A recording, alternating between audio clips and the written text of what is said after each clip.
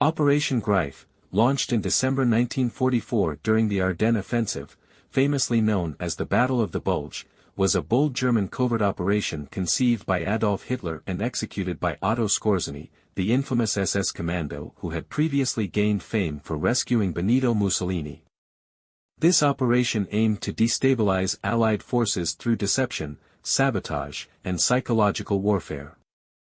Hitler envisioned using German soldiers disguised as American troops to infiltrate Allied lines, spread confusion, and undermine their defensive and logistical efforts. The ultimate goal was to seize key bridges over the Meuse River, creating opportunities for the German advance to push deeper into Allied territory.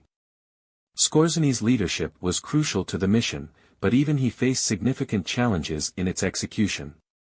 The operation required soldiers who could convincingly pose as Americans, which meant they had to speak fluent English, understand American culture, and be familiar with Allied military procedures. However, finding such men in the Wehrmacht or SS proved difficult. From the 3,300 soldiers initially selected for the operation, only about 2,000 were deemed suitable, and of those, only a few hundred had adequate language skills. This linguistic limitation significantly constrained the effectiveness of the operation. Additionally, the Germans struggled to obtain enough captured American uniforms, weapons, and vehicles to fully equip the infiltrators.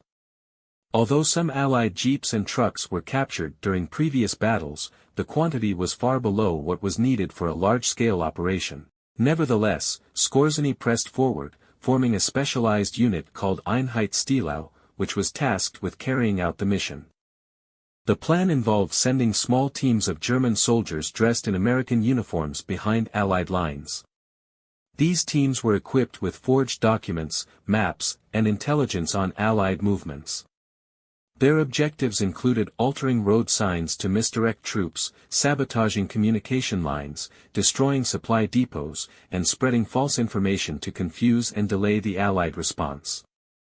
Some infiltrators even spread rumors that high-ranking Allied officers, including General Dwight D. Eisenhower, were targets of assassination attempts, which heightened paranoia among the Allies. Skorzeny himself played on this fear by deliberately hinting that his men were hunting Eisenhower, leading the Supreme Commander to remain under heavy guard for weeks. Despite the boldness of the plan, the operation faced numerous setbacks.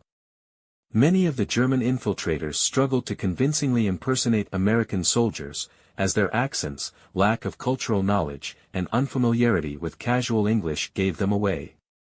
Simple questions about American sports, popular culture, or slang often exposed them during routine interrogations. In some cases, American soldiers noticed peculiar behavior, such as driving on the wrong side of the road or improper use of military gestures, which aroused suspicion.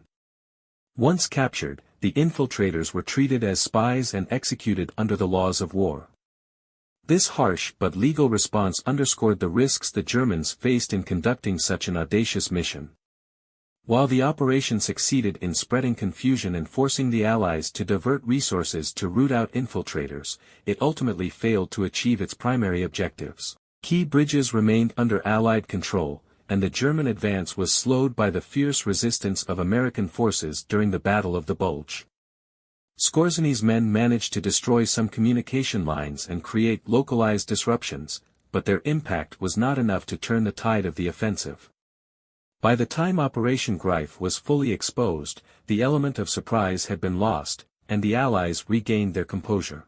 Operation Greif remains one of the most fascinating examples of wartime deception, showcasing both the ingenuity and desperation of the German military in the final stages of World War II.